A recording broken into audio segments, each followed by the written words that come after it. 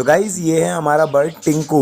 जी हाँ दोस्तों, अगर आप भी अपने कॉलोनी में या फिर केज में से बर्ड को हैंड टाइम करना चाहते हैं कि वो आपके हाथ पर आकर बैठे और इस तरह से आपके हाथ पर आए और डरे भी नहीं और उड़े भी नहीं, तो आप उसको टेम कर सकते हैं। आज मैं बताऊंगा आपको कि किस तरह से बर्ड को टेम किया जाता है।